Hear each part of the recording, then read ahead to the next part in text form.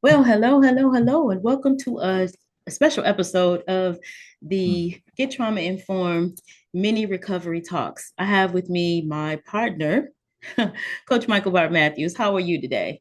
Hello, Wellness Coach Liz. I am fantastically fantastic and wonderfully made this morning. I'm ready to rock and roll and get it going and get it flowing and keep it growing. Well, all right then. I love that positive energy, y'all. Today we are going to we're going to have an impromptu conversation about trauma triggers. Ooh, I'm telling you, that's a big one. Coach Mike, what do you think about trauma triggers? Well, first of all, this is a hot seat moment. We didn't plan this and we didn't even plan the attire that we have on. We just started to come on with it to give you some trauma-informed information. And the question was, what do I think about trauma triggers? Trauma triggers to me and my life and my experience, as well as with the clients we've been coaching, are events, smells, noises, experiences that you may come into in the present time that triggers a past trauma related experience in three areas of your life. In your inner child, your inner adolescence, and your young adult. I'm going to also say mature adult. I'm going to also add a baby boomer because those baby boomers have gray hair. But we still experience those different trauma triggers. And if you don't know what they are, you don't realize them, you can act a certain way and not knowing why you're acting that way. And the people around you will look at you like, what the heck is going on with Big Mike Matthews? Well, he just had a trauma trigger and he's just out of control mentally, physically, emotionally, and spiritually right now. But by me knowing what my triggers are, I was able to hone in on that particular area of my life and still be the man that I am today. Wow, that is so good. And for me, because I do have I often am triggered by certain conversations, certain, temperaments. And I think though with awareness, when you become aware of what your triggers are, you can not only like all of these different mini trauma talks and the different support groups and things that we have going on, it's because a lot of us are walking in unawareness and we don't understand. And then when we come into awareness, it kind of puts us off balance because now we have to examine ourselves, right? And because like CDC says that 70 to 80% of the population have gone through some form of trauma, that means that when you meet somebody, it's almost a cinch that either they've gone through some trauma or they're supporting somebody with that have gone through trauma. And for me, it has been pretty much my life now, because now that I understand it, I'm playing catch up so that I can either go back and recover everything that trauma stole from me. So sometimes relationships are a little bit difficult, especially when you are now educating other people on how you operate and how you flow. Yes, and with comments from our wellness coach Liz, she used the word relationships. And in relationships, there's two conversations. One is called trauma bonding, and another one is called counter transference of trauma from one person to the next. And those are things that just happen organically by you not being aware of the trauma triggers. So let me just point your eyes to that picture of me today sitting on that stool. He would look like he has nothing wrong with him and he's, on the Wheaties box, Breakfast of Champions, or on Cheerios like Michael Jordan. But inside of that suit, inside of that skin, inside of that skull, within the mind, body, spirit, and soul of Michael Bart Matthews, there were things going around in his head that he didn't know what was happening when it came to his past trauma experiences versus how it affected him today in the presence with his inner self, also with his outer self in relationships with everybody that he came in contact with. So being trauma aware first, being trauma informed second, and learning what the triggers are third, help that person to really be as smooth as he looks in that picture because he is aware of his trauma and his triggers. That's the only reason. If not, he would be smooth, but not in that picture. On the inside, he'd be toe up from the flow up. That So is so whenever I good. Go ahead, wellness coach. No, I was just saying that was good. Go ahead, keep going. That was good. Oh yeah, so and sometimes and the subject of trauma is a hard subject for some, and it's a 100-pound emotional baggage blocker lifter for others.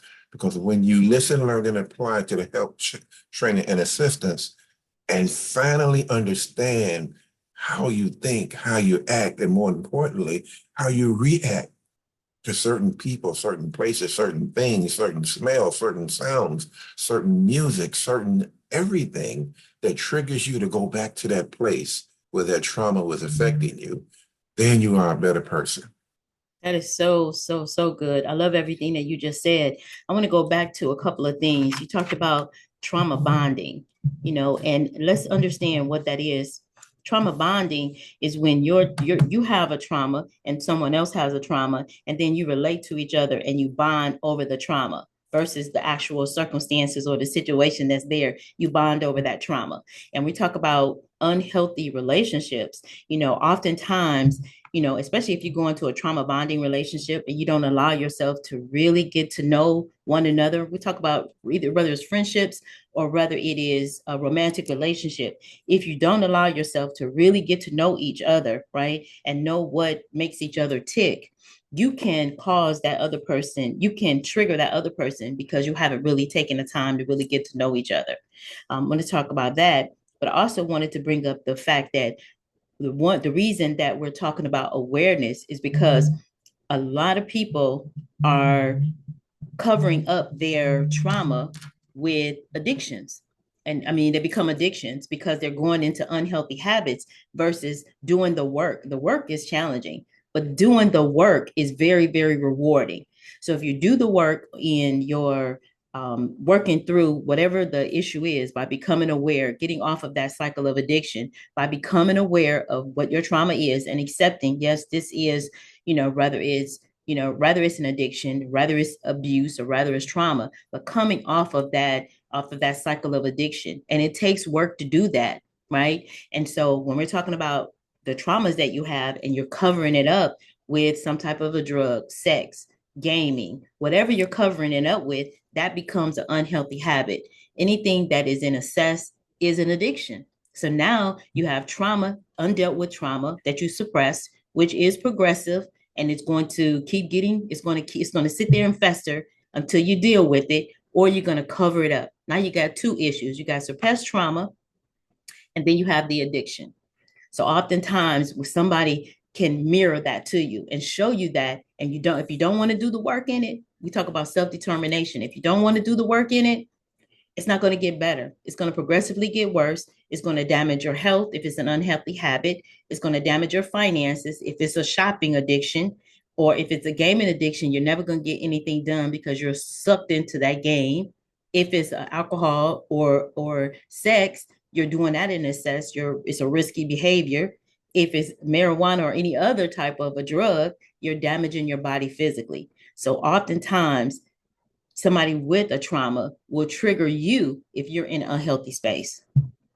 Yes, and you're listening to two certified addiction recovery coaches and certified abuse recovery coaches and certified recovery practitioners who've went through a rigorous program for us to be able to first know who we are on the inside and understand the same things that we are talking to you all about. Actually, we were going through them and didn't know what they were. So before we can gain this knowledge and be able to use it effectively to the global marketplace, which is each and every one of you, no matter what continent you live in, listening to the sound of our voices, to be better from within yourself, we had to be better from within ourselves and pump the brakes and stop and say, hey, it happened to me when I was in fifth grade or when I was in high school. One of my trauma triggers is a gun or a gunshot. I heard the trigger cocked up to my head when somebody put a gun to my head. And I can hear that trigger all the time. Even when I look at a Western, I see it when I look at Law and Order or something and a gun happens. I see it and it comes to light in the first place. But because I listen, learned, and applied, to the help, training, and assistance from professionals in order to become a professional. I was trauma aware, I was trauma informed, and I know what the triggers are, and I know how to balance myself and ground myself and continue to help and serve others as we were helped and served ourselves. That is so good because when I think about triggers, I think about, and if you read our books, some of our books out there, you'll hear our stories because what one of my triggers is blood, right? Because I witnessed that as a young child or abuse or that is those are my triggers. But if I know this, then I can keep myself out of situations like watching movies that are just gory, right? It's just certain things that I know will trigger me that I have to do a self-care. So what you all are getting here when Coach Mike just labeled off some of our expertise or professional guidance, you're getting lived experience because we've lived through some of this.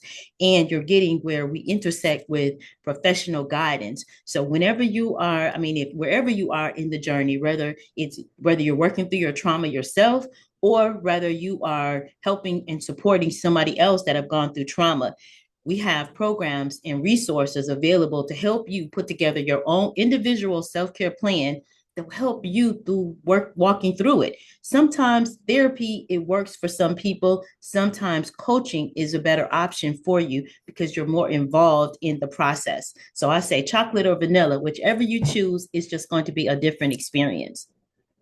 Yes, and inside our book Pathway to Trauma Recovery, we have 14 content contributors, 13 authors, and one professional ex-retired football player, Marcus Ogden, at the top, who contributed the wonderful forward and amazing part of his story as well. And within that group of people, we have, I think it's 5 ministers, two honorary PhDs in theology. We have three CARC, certified addiction recovery coaches, certified addiction abuse coaches. Did I leave anybody out, Doc? 4 spiritual counselors, 5 ministers, and everybody else are experienced in being trauma survivors. And everybody took that chapter out of their head and put it in our Pathway to Recovery book so it could be published and read in the global marketplace because our stories was therapeutic for us as we were writing them down. But we also knew that our stories can help each and every one of you who are listening to the sound of my voice. So what did Chris Tucker say to Jackie Chan in the movie Rush Hour when Jackie Chan wasn't listening? He said, "Can you hear the words coming out of my mouth?" So I'm Chris Tucker, Dr. Liz is Jackie Chan. Can you hear the words coming out of our Pathway to Recovery book mouth? Is the message that we really want to give you guys. Yes, we like to have a little fun, but this is a serious subject because we, like you, do not want to stay in our past trauma, but we live with it every day. I can tell you each and every event that happened to me, but it doesn't affect me to the point where I can't be an effective person, an effective communicator, a effective coach, an effective student, and an effective guidance or a mentor to myself or somebody else. But that's because I'm trauma aware and trauma informed. That is absolutely amazing. And I think with that, Coach Mike, you just dropped the mic on the mini trauma recovery talk. If you want more resources and information, or if you want to join our Pathway to Trauma Recovery book study and recovery support group, go on over to oasiswellnesscenters.com. Again, that's oasiswellnesscenters.com.